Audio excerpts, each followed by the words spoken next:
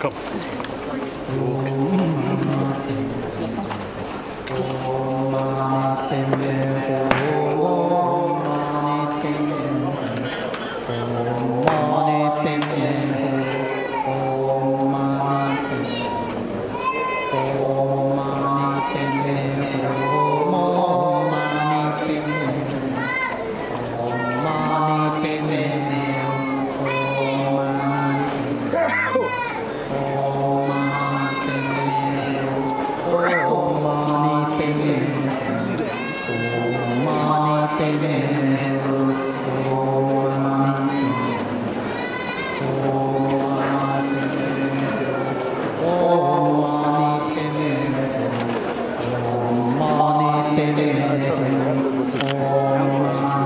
注意，他对那的马切人那些简单，确实简单。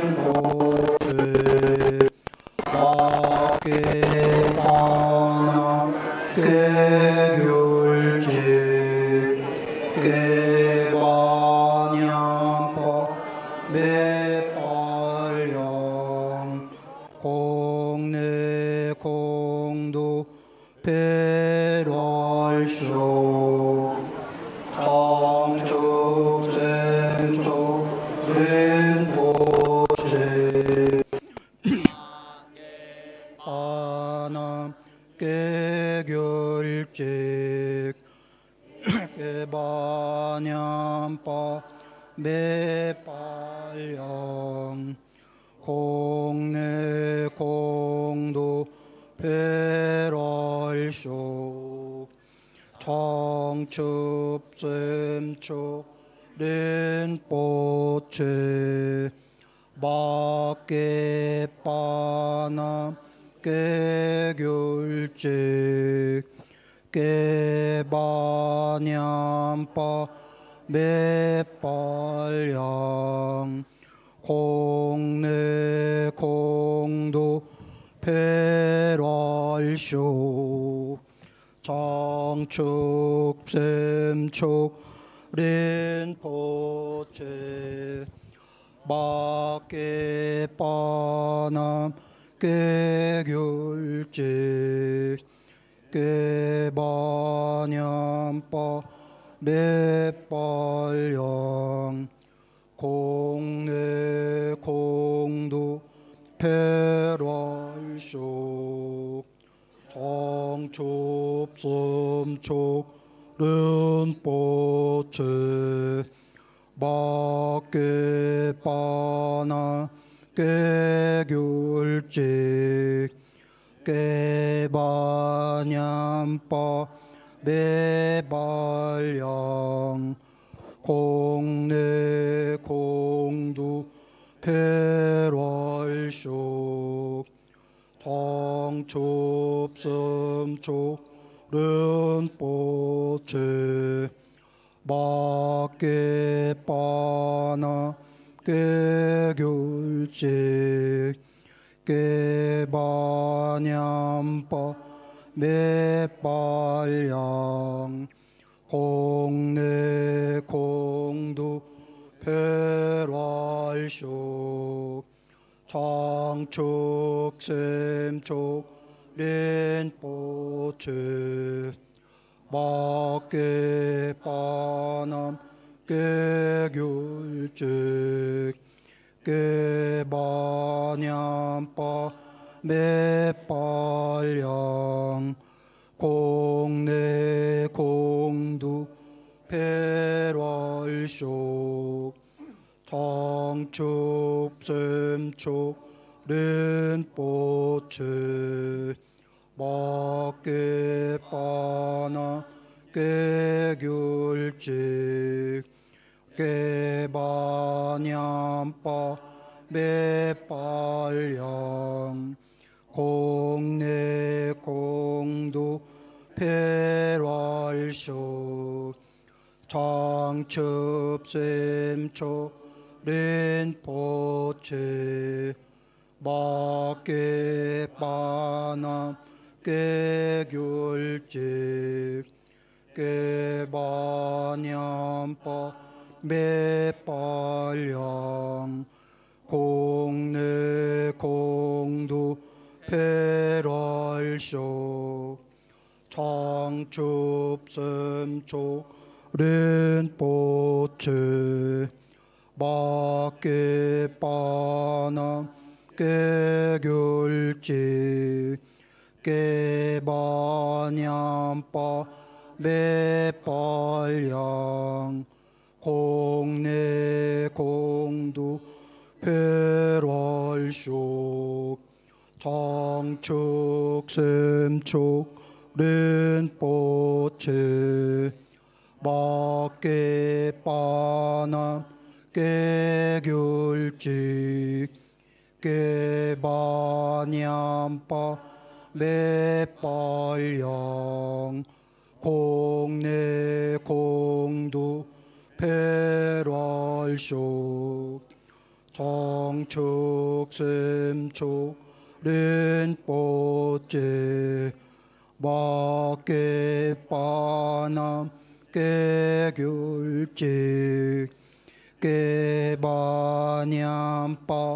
매빨양 공내 공도 패랄쇼 장축sem촉 린포체 마케빠나 깨귤직 깨바냠빠 매빨양 공내 공도 패랄쇼 장축샘촉 렌포체 마케빠나 깨귤직 깨바냠빠 배빨량 공내공두 페랄쇼 장축샘촉 렌포체 마케빠남 깨귤직 깨바냠빠 배빨량 공내공두 페랄쇼 장축샘촉 렌포체 마케빠나 깨귤직 깨바냠빠 배빨량 공내공두 페랄쇼 장축샘촉 렌포체 마케빠나 깨귤직 깨바냠빠 배빨량 공내공두 페랄쇼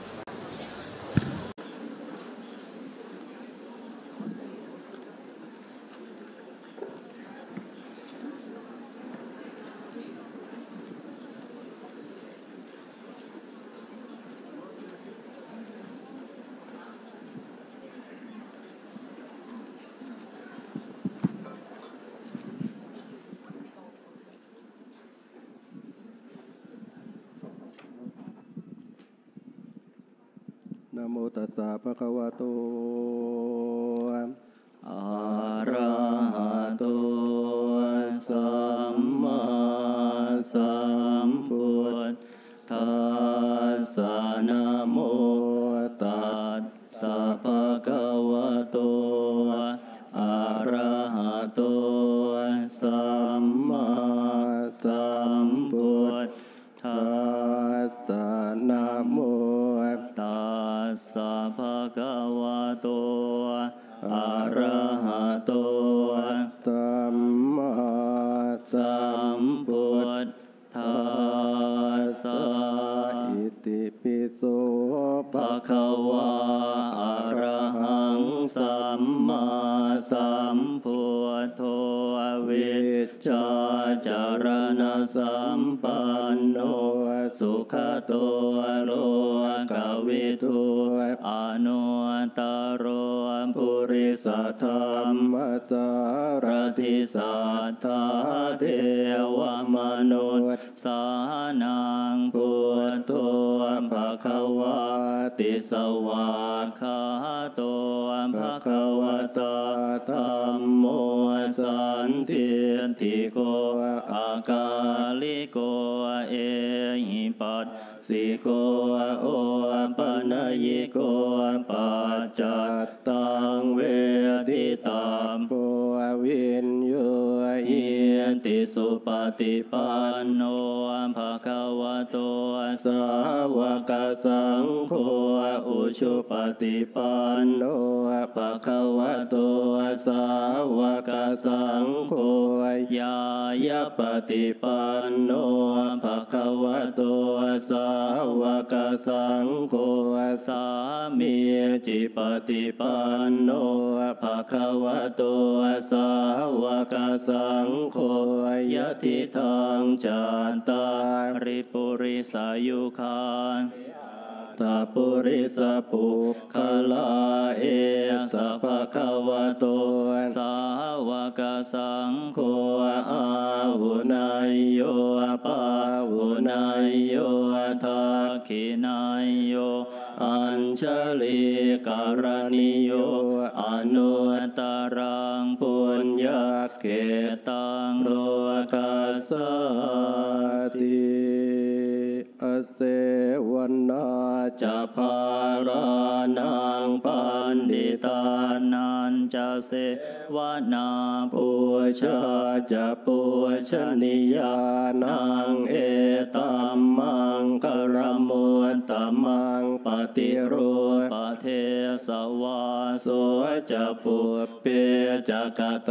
ปุญญาตาอัตตสัมมาปณิทิจะเอตัมมังคารมุตตมังสัจจันจะสิปัญจะวินัยโยจะสุสิกขิโตสุภาสิตาจะยาวาจาเอตัมมาคารมุตตมังมาตาปิตุอุปัฏฐานังปุตตทาราสสังคโหอนาคุราจะกัมมันตาเอตัมมังคารมุตตมันติ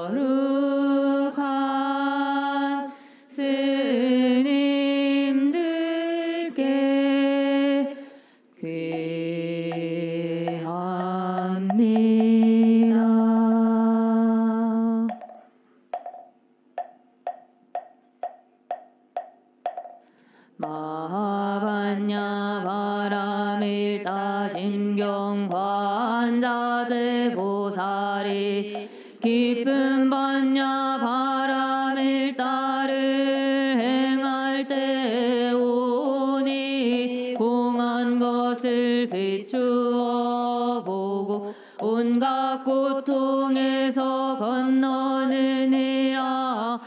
다르자여 세계공과 다르지 않고 공이 색과 다르지 않으며 세계고 공이요 공이고 색이니 수상행식도 그러하니라. 자리자여 모든 법은 공하여 나지도 멸하지도 않으며 더럽지도 깨끗하지도 않으며 늘지도 줄지도 않느니라. 그러므로 공 가운데는 색이 없고 수상행식도 없으며 안입이 설신의도 없고 색성향 및 촉법도 없으며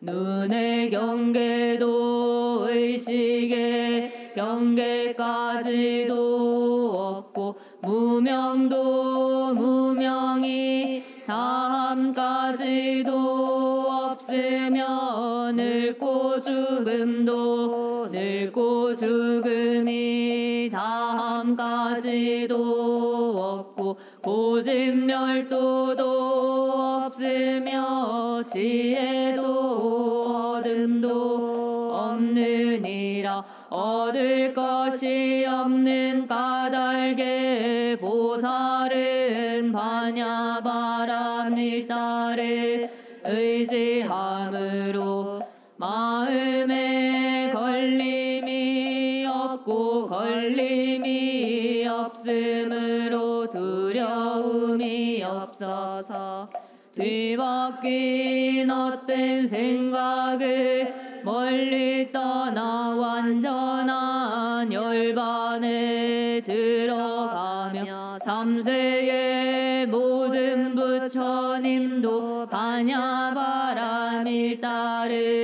의지함으로 최상의 깨달음을 얻느니라.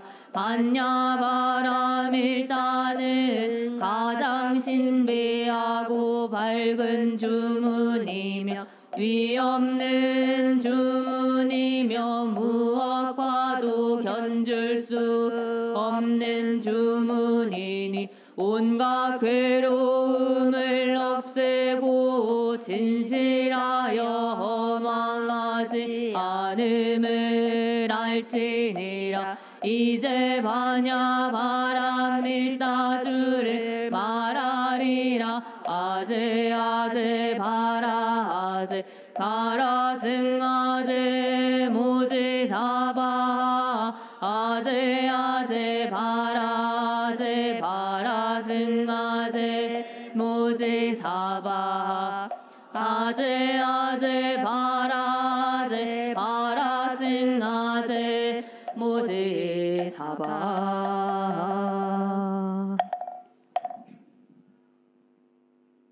Thank you.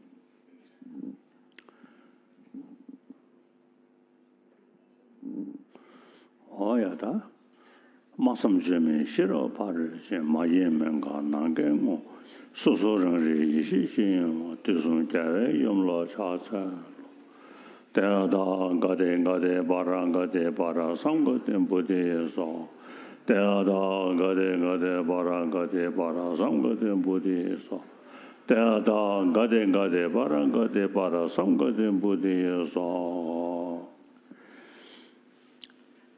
年对西国说呢，更新你经你是真是刚也当着了，偏把这呢老是，几天当中在我刚到阳当那边，都能那么滚的那种的，年对上就300多些上节经的用的了，超在了。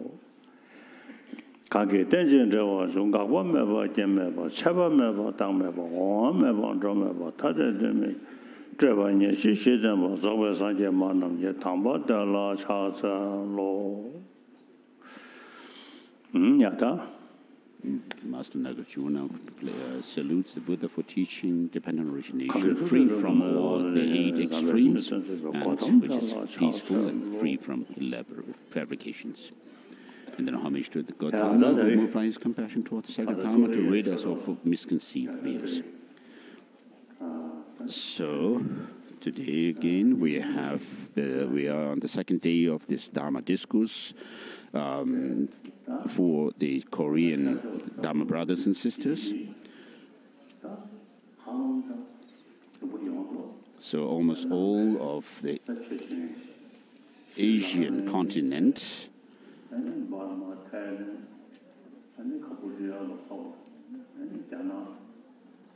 follow teachings of the teaching of the Buddha. So these Asian countries include China, Burma, Korea, Thailand, Japan, Vietnam, Sri Lanka, Laos, Cambodia, and so forth, and then also Tibet, Mongolia, and then some republics of the Russian Federation. So we are all Buddhists traditionally. So Buddhism is not new to us. So Buddhism is about making transformation within our mind through reason and logic, and therefore it is important as followers of Buddhism that we study Buddhist, the teaching of the Buddha.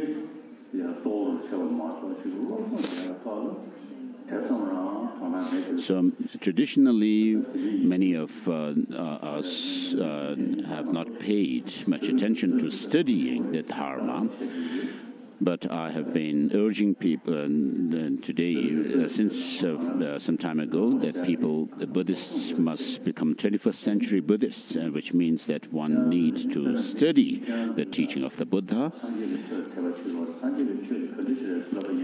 so that if someone comes to you and say that you are a Buddhist and asks about you about what Buddhism is about, you should be able to explain the teaching of the Buddha on the basis of explaining the basic nature of things at the basis level, and then the path system, and then the resultant stage of enlightenment. And so, with regard to the teaching of the Buddha, we have the first teaching, a sermon in which the Buddha taught the Four Noble Truths, and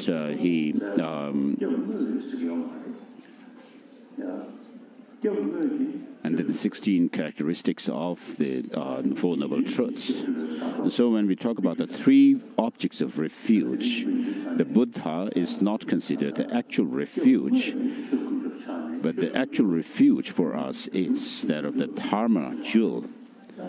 And not only that, within the Dharma, there are those of the teachings, scriptural Dharma, and then the experiential Dharma.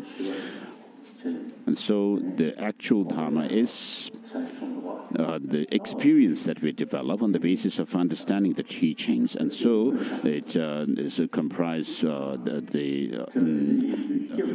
of the true cessation and true path. And therefore, when we talk about taking refuge without actually understanding what the Dharma jewel means, referring to that of the true cessation, there's not much we can actually talk about the Dharma and taking refuge in it. And therefore, for that true cessation, we need to have gained understanding of the selflessness. And for that, we need also to understand the characteristic features of this true suffering, which are those of the impermanent suffering, the selfless and then the empty nature. And then with regard to the origin of suffering, those of the four characteristics. And so, in order to have a good understanding of the Dharma as such, we need to actually have the understanding mainly of the true cessation and true path. Even if you may not have the actual experience of the Dharma, we need still to develop quite a good degree of understanding of these two, the true path and the true cessation, so that this understanding develops into further insight, penetrative insight, and then it becomes your real experience.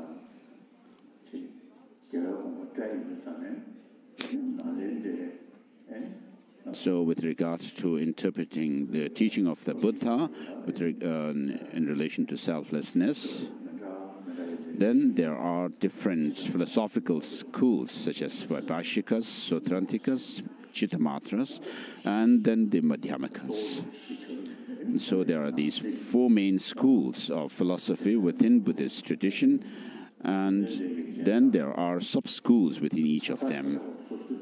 And so this shows that when the Buddha actually checked the different dispositions, mental dispositions of his disciples, when he gave these different teachings. And therefore, when we check the teaching of the Buddha, we can see that the Buddha gave these teachings according to the different dispositions of the disciples. And so, although we have these four philosophical schools, beginning with the Vaibhashikas,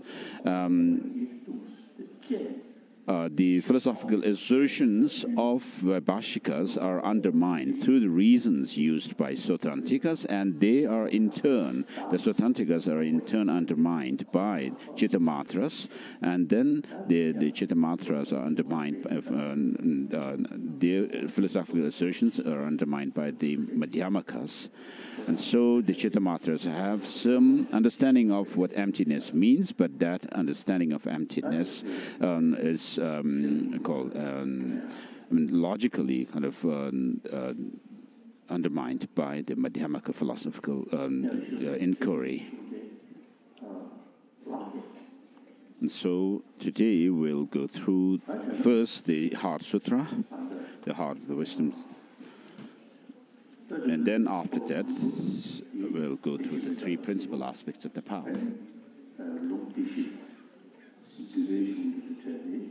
So, within the first sermon of the Buddha, there are the teachings on the Four Noble Truths, and then the four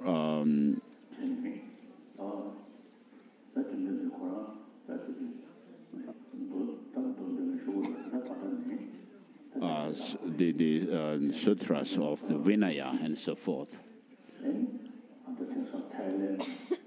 So with regard to the practice of monastic discipline, a code of discipline, we have this practice, an excellent practice of Vinaya in Thailand and Burma and so forth.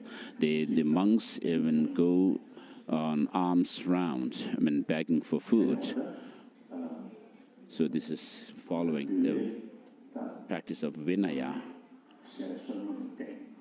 So the monks are recommended to rely on food that is received by begging. So in the Pali tradition, they have a very good practice of Vinaya. And chronologically speaking, the followers of the Pali tradition are the senior or older students of the Buddha.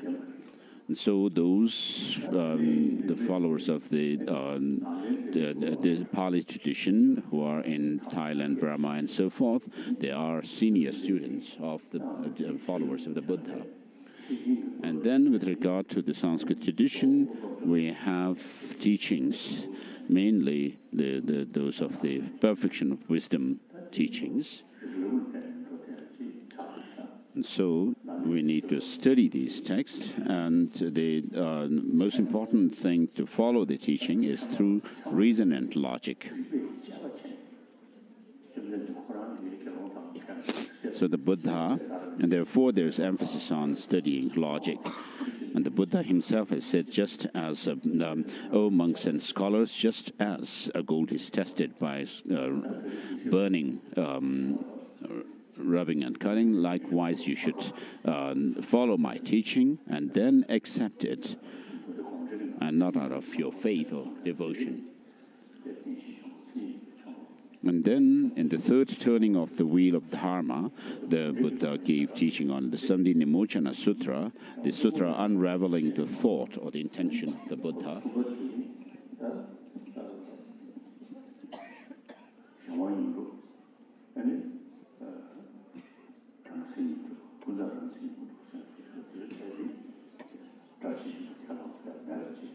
So from the Madhyamaka point of view, the teaching found in the Sandhi-Nimochana Sutra saying that the dependent nature and the imputed nature, the dependent nature and that of the conservative nature have some kind of a defining characteristic of their own, and that of the imputed nature not having defining characteristics of its own, cannot be asserted.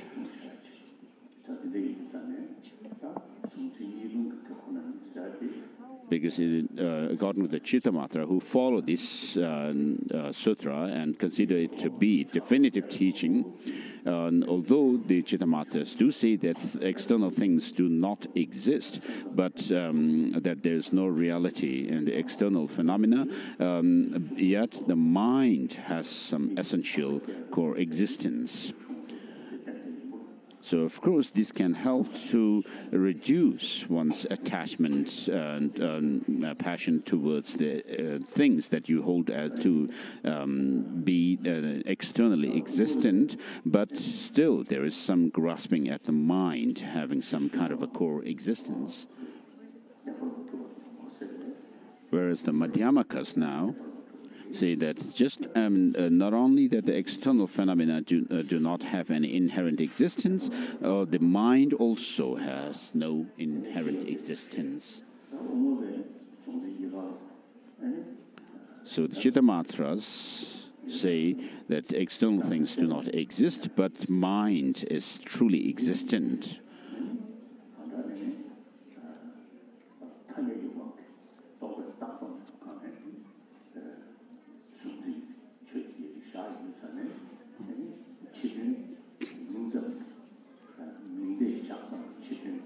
Whereas the Madhyamakas, who do not assert any kind of objective existence, whatever, in any phenomena, say that things are merely designated or imputed. So the external things do exist, and the internal experiences of mind also exist, but they exist by way of designation alone. And things have no inherent or true existence. So today, even quantum physicists talk about things, the disparity between appearance and the reality. And so in Buddhist philosophical tradition also, we do have such an understanding that things do not exist the way they appear, but they still that they are empty of any inherent existence, yet they do exist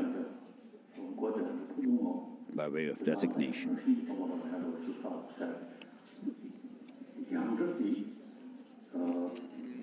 So in the beginning of the Heart of the Wisdom,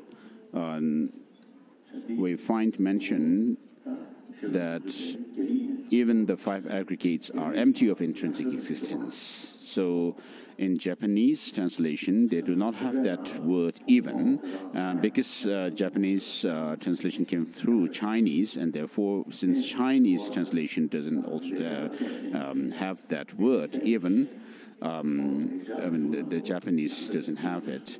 But in Tibetan, we do have this word even. And I actually investigated whether the Sanskrit original has this word or not, and found that the word even is there in the Sanskrit.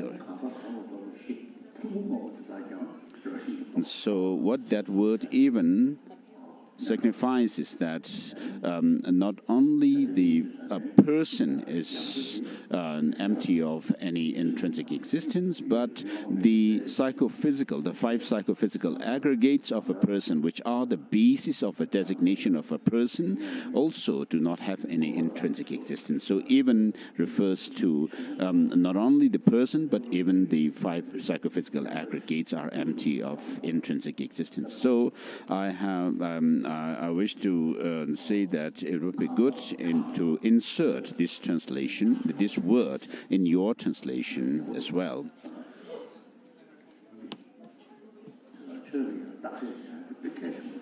So it's very important to actually analyze the teachings. So I just happened to have this idea, and so wanted to share it with you.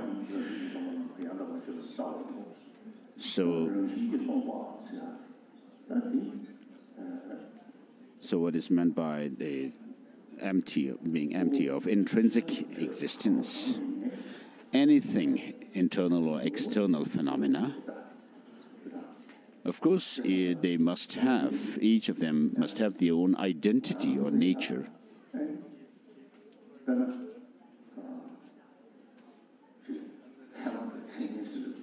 For example, when we talk about valid cognition and non-valid cognitions, so in the study of logic, we do talk about some object having some kind of a self-defining characteristics, which becomes an object of a valid cognition. So the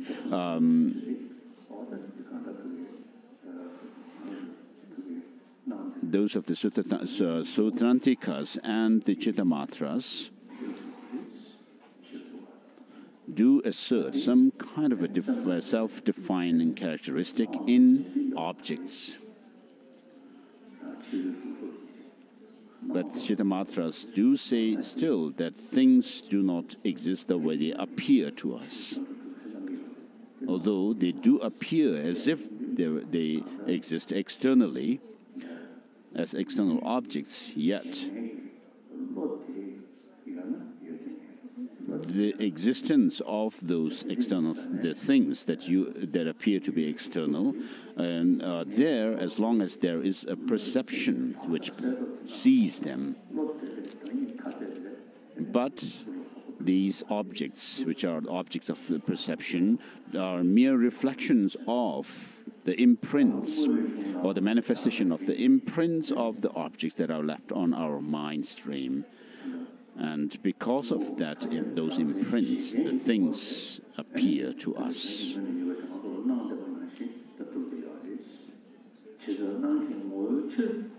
And then, so the Chittamatras deny any externality in things, whereas the mind exists truly. But for the Madhyamakas, those of the Savatantrika Madhyamakas, though they deny any true existence in things, independent existence in things, yet they still assert some form of objective existence in things that are external to us. So the highest philosophical school, called Prasangikas,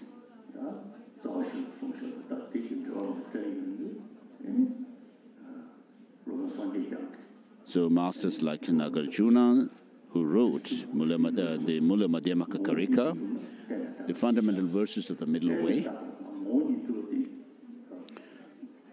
and Master Buddha Palitha, who has written his commentary, Buddha Palitha commentary on that text, says that if things were to have any essential existence in and of themselves, then what need is there for dependent designation? So these Madhyamakas, the Prasangikas, say that things exist only by way of imputation or designation with our conceptions, but they do not have any true or inherent existence in and of themselves.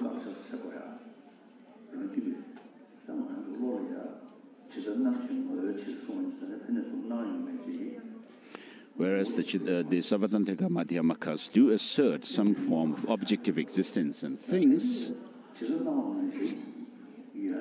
the Prasangikas say that if things were to exist, if things exist the way they appear to us, then that means that things either can exist from their own side,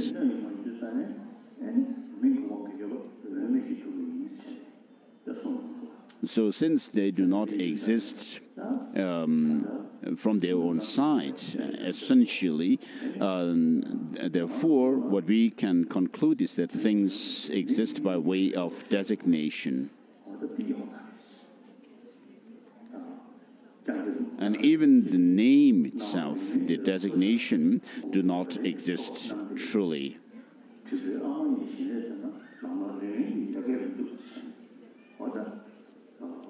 So Changyur Rebbe Dorji says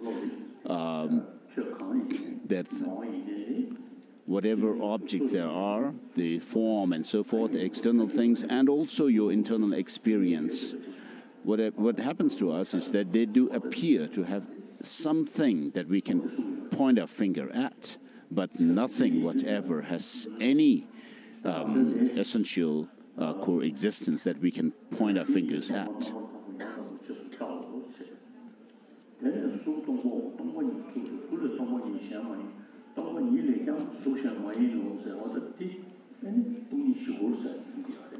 So then the text goes through the fourfold emptiness, where it says form is empty, emptiness is form, form is not other than emptiness, and emptiness too is not other than form. So what do you mean? What is meant by things having no inherent existence, that they are empty of inherent existence? So that the emptiness of inherent existence means that, for example, a form does not have any independent true existence in and of itself. But that doesn't mean that form does not exist as such. But the existence of form is obtained through the coming together of many different factors, and then there is the designation. So because of dependence on many different factors, we have different forms, colors, shape, and so forth of the form, or something, the physical. So the fact that things can come about through as existence, come about through many different factors, therefore they can exist though they lack any inherent existence. So form is empty does not deny the existence of form. It's not a nihilistic idea. But what we have to understand is when we actually look and search for the nature or the identity of a form in the object itself, we can see that the form or any other thing actually can be can obtain its existence through dependence on its parts. So this is clear. So because of that thing, the form does not have any essential existence, and therefore we can say, I mean, it's tenable to say that things like form and so forth exist.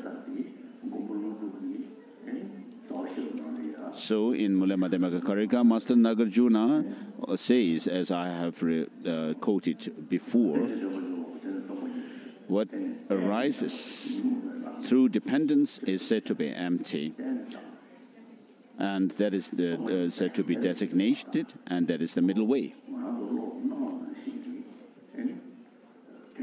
So emptiness means that things do not exist the way they appear to us. So as I explained yesterday, this is very important to understand,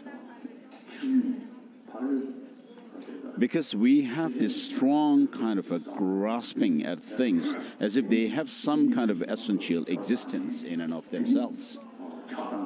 And because of this appearance, we have the exaggerated outlook, seeing something beautiful or ugly as beautiful or ugly from their own side, just as they appear to us. And therefore, when you understand that these features, ugliness or beautiful, do not exist from the way the objects appear to us, it actually helps to reduce this grasping. So in quantum physics also, they do talk about the disparity between appearance and the reality.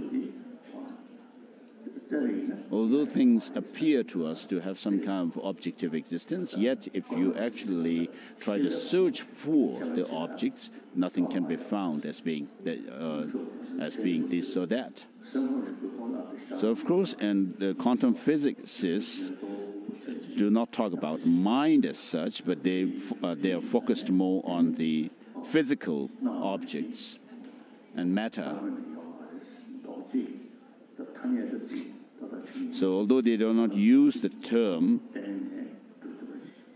conventional designation or designation through conventions as such, but they still do say that things we can talk about things being existent as in terms of as long as there is an observer, there's an observed object. This is what they can say.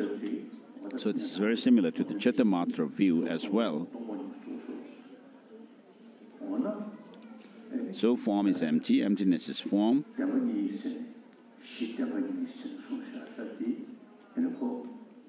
So this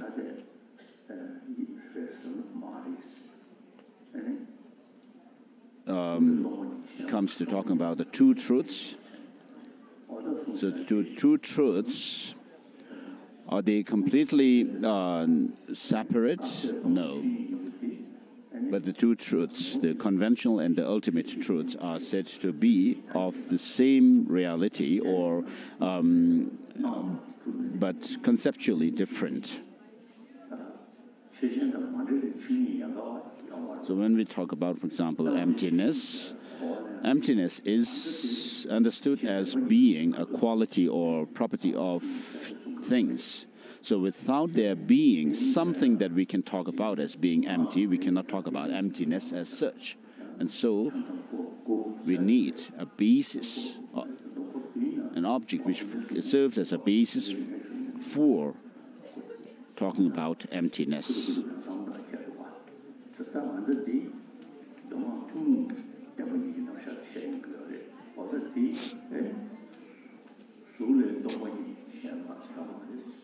So here, the emptiness that is taught in the Heart Sutra is the emptiness which is something common to the Sutra and Tantra. Of course, there are certain explanations of empty states in Tantra, but they should be understood within their own context. And so here, when the text says the emptiness is, form is empty, emptiness is form, and emptiness is not other than form, and form too is not other than emptiness. This talks about the fourfold emptiness, and the last two phrases, emptiness is not other than form, and form too is not other than emptiness, shows that these two, form and emptiness, are of the same nature yet distinct conceptually.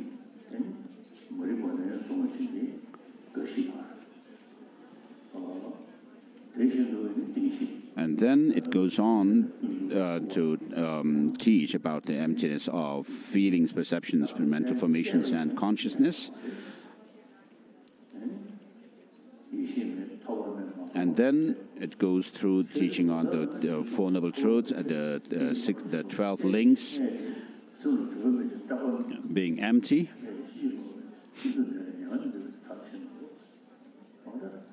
And then it goes on to say, therefore, Shariputra, since bodhisattvas have no attainment, they rely on this perfection of wisdom and abide in it, having no obscuration, etc., through to the talk about the Buddhas of the three times, and so forth.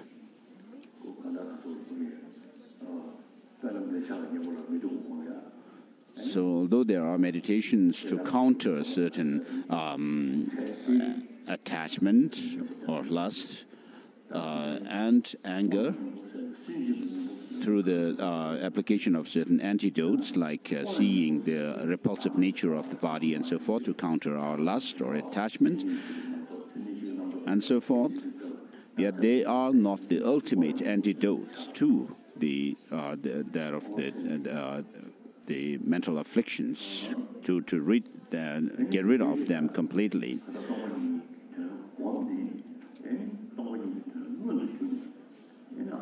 So having meditated on emptiness and having gained the direct insight into emptiness, then we also travel along the path to enlightenment. And so the mantra of Heart Sutra, which says Gate Gate Paragate Parasangate Bodhiswaha, means it refers to treading along the path and reaching that of enlightenment. So Gate, first Gate, refers to the path of accumulation. For the Shravakas, that is when someone has genuinely, developed the genuine sense of wishing to be free from this cycle of existence. That's when the first path, the path of accumulation, starts. For the Bodhisattva path, followers of the Bodhisattva path, when someone has generated that of the genuine Bodhicitta, that's the first path.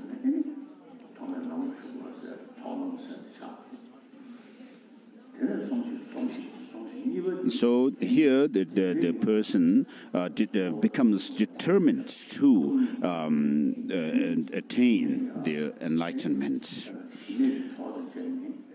And then having established oneself on the path of accumulation, then you go to the next path, which is the path of preparation, or the second Gate refers to that. So here one attains that of experience of emptiness through the meditation, through the power of meditation. And so understanding drawn through meditation is the path of preparation. So within this there are those of the four stages, which are called heat, the peak of the path, and then forbearance and the sublime phenomena or principle. And then the next, having gone through these four stages of the path of preparation, then you next reach the path of seeing, referred by the path of the Paragati. And here, the Paragati means go beyond, meaning that you should go beyond the path of the ordinary beings.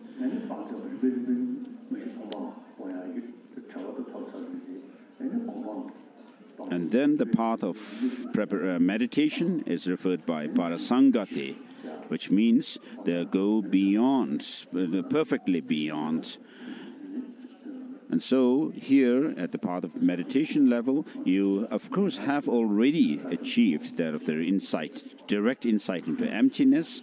You familiarize with it further and develop your path further. And then at the end of your path, what it culminates into is that of enlightenment or Buddhahood, which is referred by Bodhi. And Swaha means establish the foundation. So this mantra shows how you tread along the path to enlightenment. And so the text earlier says, all the Buddhas who abide in the three times attain the full awakening of unexalted perfect enlightenment by relying on the profound perfection of wisdom. And so all the Buddhas of the three times reached that final enlightenment by journeying through this progression, beginning with the path referred by Gati, Paragati, Parasangati. And so what this shows is that we need first to go through the process of learning the path, studying and hearing about the teachings on the path, and then reflect on the meaning of the teachings, and then you gain understanding, insight into the path, and through meditation.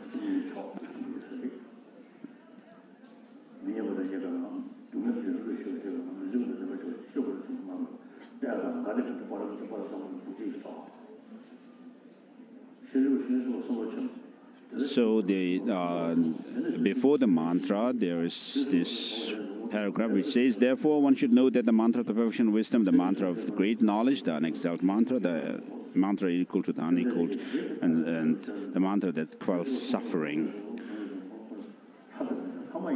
and so forth.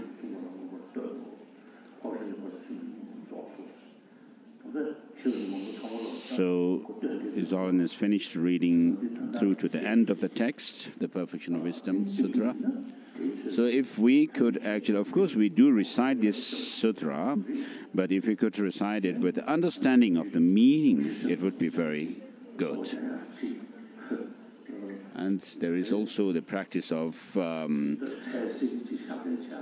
driving away what so-called evil forces through clapping while having recited this text. And when you say, after saying the mantra,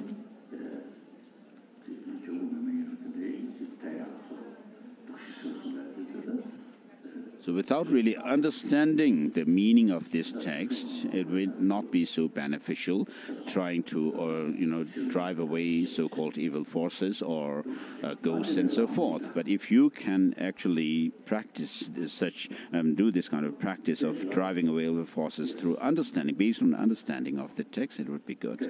The main understanding should be that you are actually, combating against your own grasping at some kind of a true independent existence in things that is within yourself. So the main so-called enemy is within, not outside.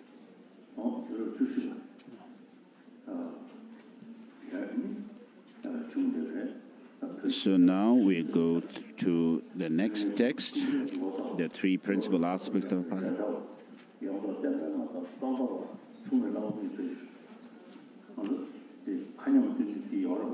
So when we recite some text,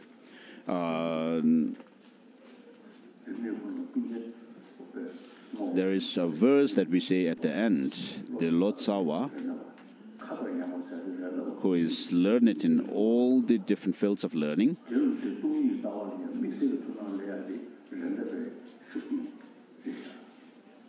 and then to Rendawa, whose intelligence is as vast as the space, and then Master Tsongkhapa,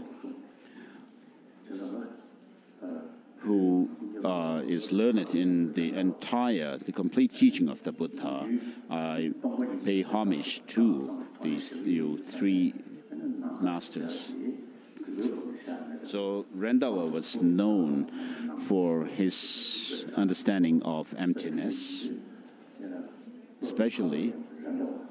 So his intelligence is as vast as space. So Master Tsongkhapa was a disciple of Rendawa, and he was born in the Amdo region, northeast Tibet. And from very early on his life, he was taken care of by the Dharma master, Dundub Rinchen, who gave him instructions.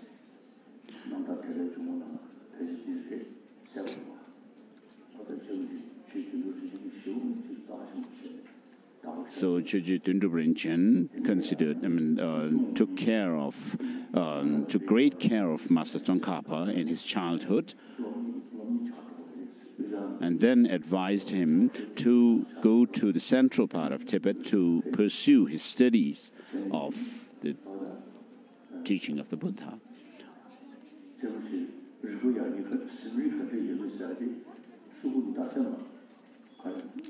So if you wish to know about the power of his memory in memorizing text,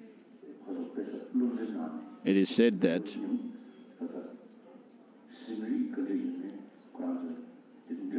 so there was a competition of memorizing some text, and within a short period of time, Master Tsongkhapa was said to have memorized a certain number of the folios, the Tibetan-style pecha. And then he went to monastic institutions where there were the study of the Buddhist philosophy and so forth, such as Sangpo Monastery and so forth. And then he became a learned, good scholar. He also taught many disciples.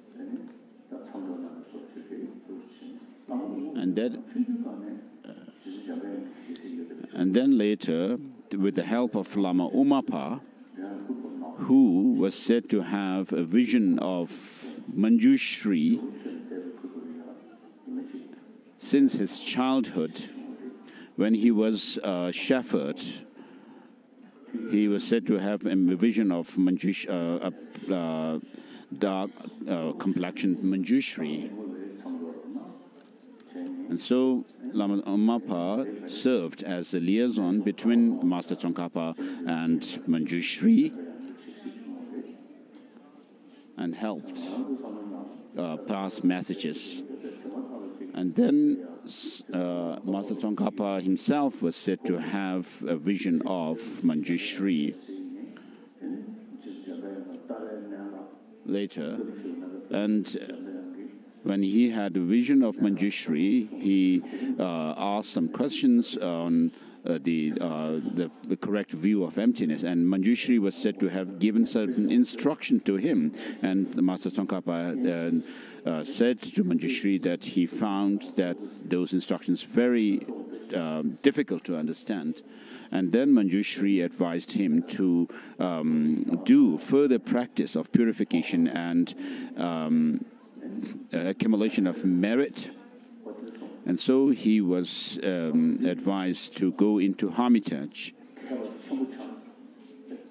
So even after becoming a great scholar and a great teacher, being able to teach many disciples, Master Tsongkhapa was, when he was advised to go into hermitage,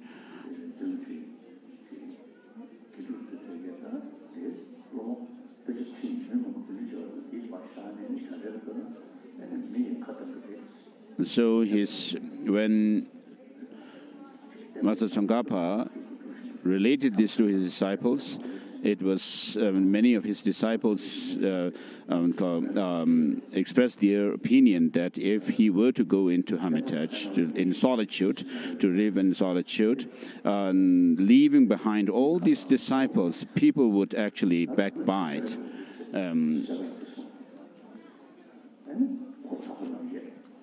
And then this was related to Manjushri by Master Tsongkhapa, and Manjushri said, if people backbite at you, then you should practice patience. Whether you would be beneficial to the Dharma and disciples ultimately, I would know. And so accordingly, Master Tsongkhapa left his monastery and went into solitude, and did arduously practiced did his practice of purification and accumulation of merit through the offering of mandala and so forth. And so at some point in his life as a hermit, he was said to have gained insight into the correct view of emptiness. And that night he had a dream in which he saw Master Nagarjuna and his 5 disciples surrounding him, and someone of a dark complexion were actually touched his text, a text on his head. Buddhapalita was the one in the dream who touched his commentary, the Buddhapalita commentary on Master Tsongkhapa's head. And then the next day, Master Tsongkhapa received that text, and he read, as he read this commentary, Buddhapalita commentary,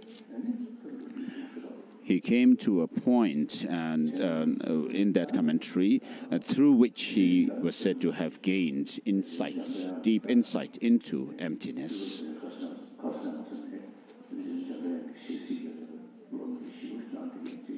So Master Tsongkhapa, who was greatly learned and also had vision of Manjushri, but still had to undergo this practice. I mean, the hardships of doing practice of purification and accumulation of merit, and then finally gained insight into emptiness, the view of emptiness. And not only did he was he someone who practiced Sutra-2, but he also practiced Tantra. Through his practice, as there were some changes in the internal elements, like those of the channels and chakras and bindus and so forth, or with energies, then his concentration also developed further and further, and then he was said to have visions of other deities, like Vajrabhairava and so forth.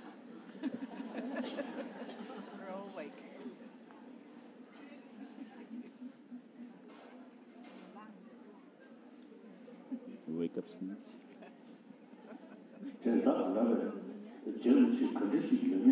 So, if you wish to know how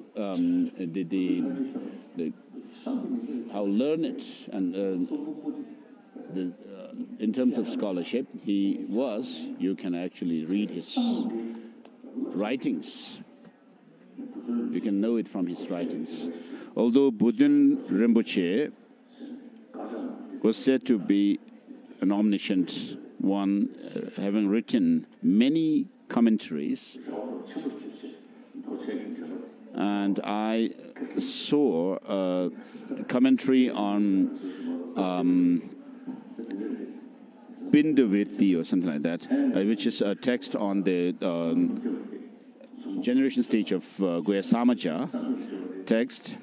When I saw it, I was actually expecting quite a deal of information from it or learn something from it, but there was not much that I found to be impressive as such. And so, whereas Master Tsongkhapa was somebody who actually dealt with the difficult points in the treatises, and so Master Tsongkhapa had many disciples, and one of them was Tsago Ombo Ngawan Thakpa. And Tsago Ombo Ngawan Thakpa was sent by Je Tsongkhapa to become a teacher in Gyamorong in the eastern part of Tibet. And so from there, Tsago Ombo Ngawan Thakpa sent a letter seeking advice from Je Tsongkhapa. And then in response, Je Tsongkhapa wrote this text, the three principal aspects of the path.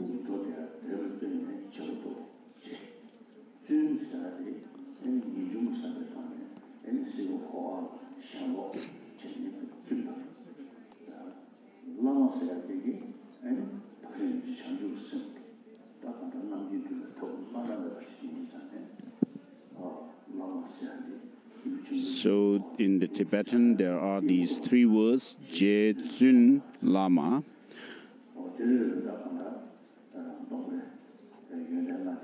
So Je refers to someone high, who is much learned in comparison to others, and through that learning he became someone very gentle and peaceful or humble. And then Lama refers to someone who has this intention to serve others through bodhicitta, based, which is cultivated on the basis of compassion and so forth.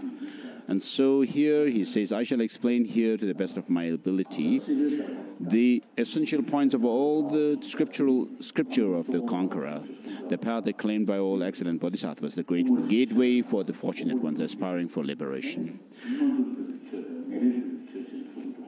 So he says he's going to give this teaching, a concise teaching.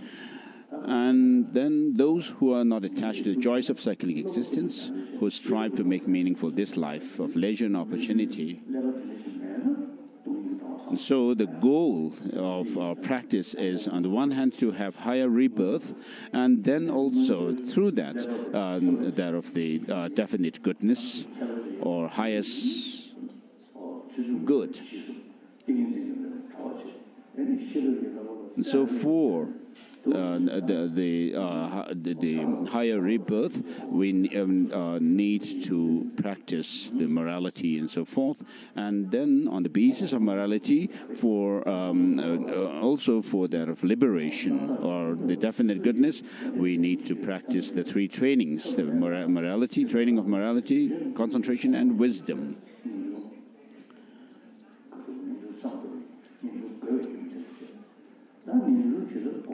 So verse number 3 shows the reason why we should develop renunciation, or this aspiration to be free from the cycle of existence. And then the next verse, how to develop renunciation.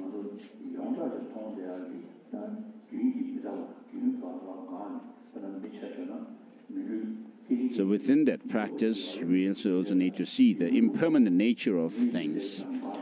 So impermanence here is not just the like gross form of impermanence, such as death, but we need to understand the subtle impermanence, which is the moment-to-moment change in things.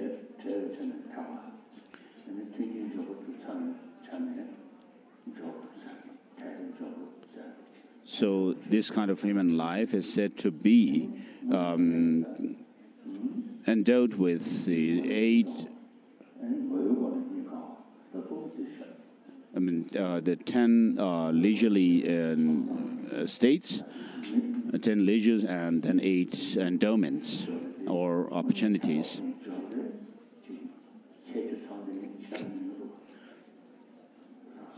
So although we may have been taken up, taken birth as humans, but this kind of human life with the 10 or 18 leisures and endowments is very rare.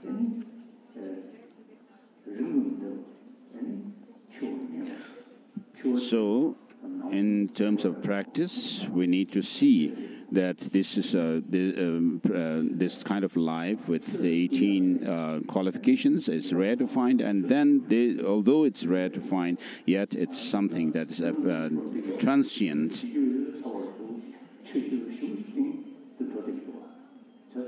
So we should think of the inevitability of death, and then also the uncertainty when we are going to die, because we actually tend to believe that we would live long.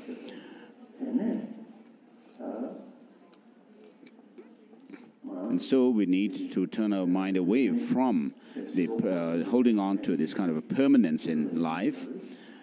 So by the fourth verse says, by cultivating in mind that this human life is so hard to find, yet has no time to spare, preoccupations with life, this life will cease. And then contemplating, repeating the truth of karma and karma. So we need to contemplate the infallibility of the workings of our actions, giving rise to their effects. And then the samsaric nature of suffering, that this kind of life that we have is also within this samsaric existence. And preoccupation with this next life will come to cease.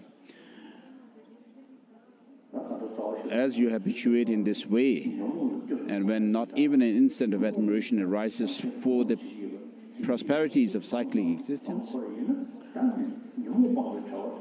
so here we need to contemplate what is taught by Master Nagarjuna, that we need to see the shortcomings and disadvantage of our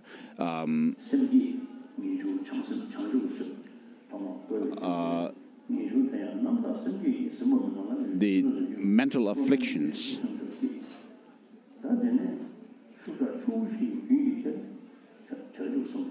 And when thought aspiring for liberation arises day and night, at this point true renunciation has arisen. Such renunciation too, if not, it is not sustained by pure awakening mind, bodhicitta, it will not become a cause of the perfect bliss of unexcelled enlightenment. Therefore, intelligent ones, O intelligent ones, generate an excellent awakening mind. So this shows the reason for developing bodhicitta. And then the next two verses shows how to develop bodhicitta. So these verses 7 and 8 also can be used in connection with or that of the cultivation of renunciation as well. And so being swept away constantly by the four powerful rivers, bound tightly with the fetters of karma, most difficult to escape, they are trapped inside the iron mesh of self-grasping.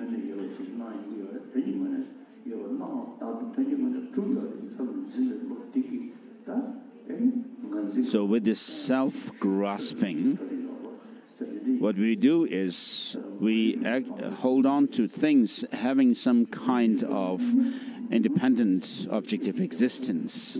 And then that in turn intensified our grasping as well.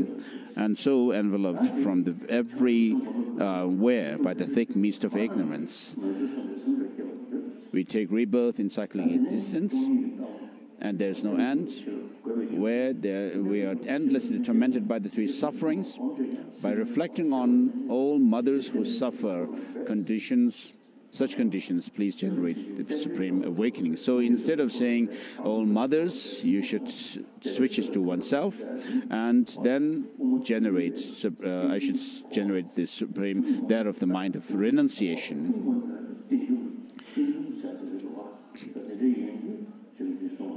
So here, this the text itself touches or teaches that of the cultivation of bodhicitta on the basis of understanding these cyclic existence and so forth. And then if you do not have the wisdom realizing, so next comes the cultivation of the wisdom of correct view. So wisdom realizing ultimate nature, even if you gain familiarity with renunciation and awakening, you will not be able to cut the root of samsaric existence. So strive in the means of realizing dependent origination. And so dependent origination is what is emphasized here instead of talking about emptiness or selflessness or anything.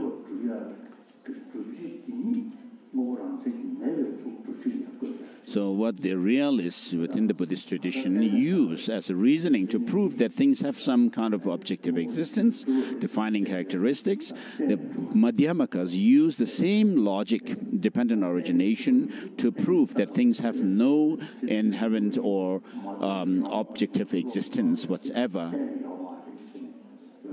So because things are dependent on other factors, therefore there is nothing which is beyond dependence on things.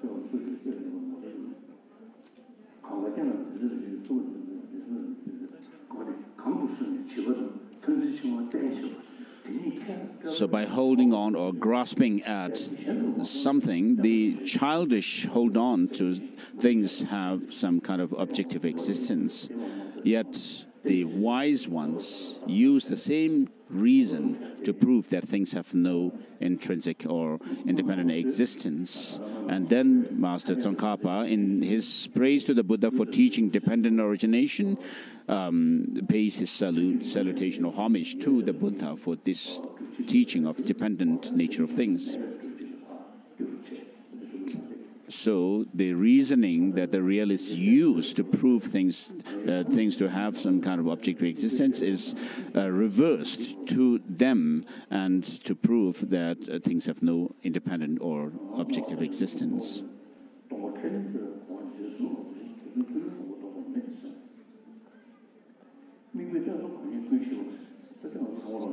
So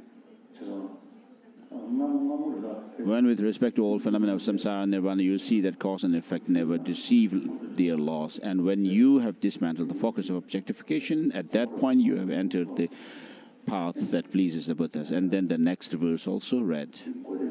And His Holiness is now relating some experience. He was reading a commentary by Master Tsongkhapa on Madhyamaka Avatara, which is called the clear elucidation of the intention. So when I read in that book that a person is merely designated by name, and at that point there was some kind of a lightning bolt striking. I mean, literally, he had that experience of a lightning bolt, like a lightning bolt striking at in his heart, and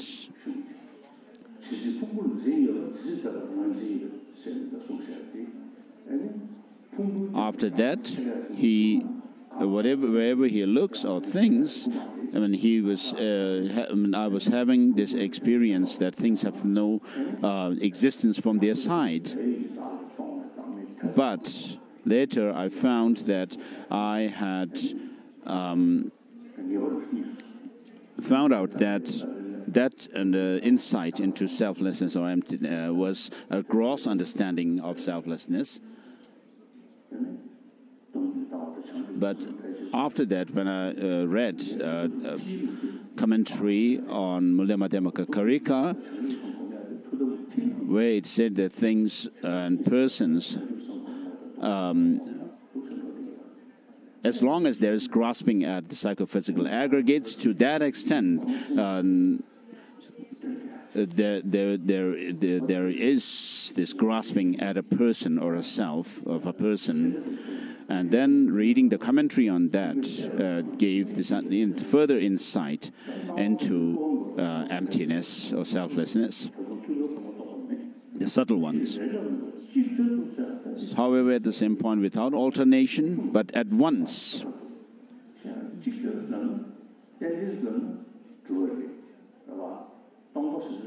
So here at once doesn't mean at the same time, but what it means is that dependent origination and emptiness the understandings must complement each other. The instant you see the dependent origination is undeceiving, if the entire object of grasping at certitude is dismantled, at that point your analysis of the view has culminated or completed. Furthermore, when appearance dispels the extreme of existence, and when emptiness dispels the extreme of non-existence, so here we can raise the question of whether the object to be negated when demonstrating or proving emptiness appears to our sense perceptions or not. There's a debate within the Madhyamaka school. So if you understand things to be dependent on other factors, well, then you will understand whether the object of negation appears to the sense of perception or not better. So when things are understood to be merely designated, that many factors working together for things to have their identity and so forth, well, if you understand this dependent nature of things, well, then you will understand that of the emptiness better, and that in turn complements the understanding of dependence. And thus, when you have understood as they are the essentials of the three principal aspects of the path, O son, seek solitude, and enhancing the power of perseverance, swiftly accomplish your ultimate aspiration. And in a letter to Tsakwa Ngawan Thakpa, Rinpoche has said that if you practice this instruction that I have given well, then when I become enlightened, I will share the first nectar of my teaching with you. So this advice was given by the monk Losang Tragpa to Ngawan Thakpa, a leading person of Tsakwa Rinpo. So I finished teaching the three principal aspects of the path, and it's exactly 10:30 now.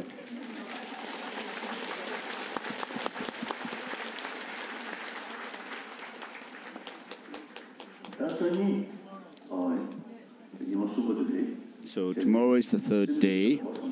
I thought of doing the ceremony of bodhicitta. I myself, even when I do some daily yoga practice, first I reflect on bodhicitta, and then I also generate bodhicitta and take bodhisattva numerous times in a day.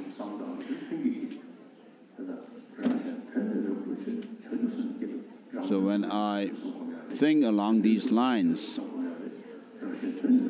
in order to accomplish one's and others' interests, I should generate bodhicitta. So this really is helpful for me. So when I was in Gyutu Monastery,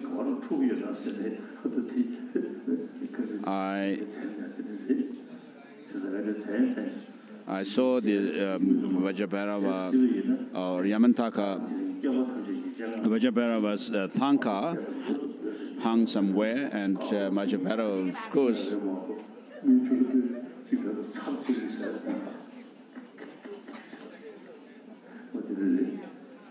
I asked the monks jokingly to whom Vajrabhairava shows his wrath.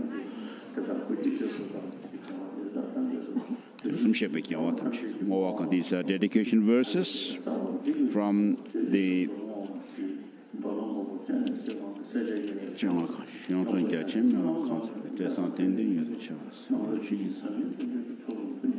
Just as brave Manjushri and Samanthabhadra too realize things as they are, also I dedicate all these merits in the best way that I may follow their perfect examples. I dedicate all these virtues of roots of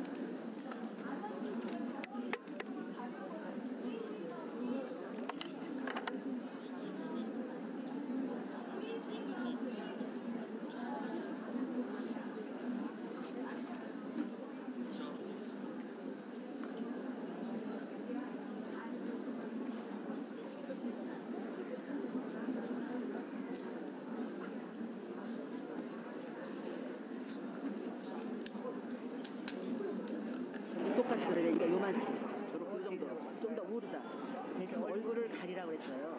그러니까 요만치 올려서 똑같이 그 정도 웃으면서 전자님 보고 웃어야 되죠. 손님 다리 떨려요. 네. 다리 왜 떨려? 긴장이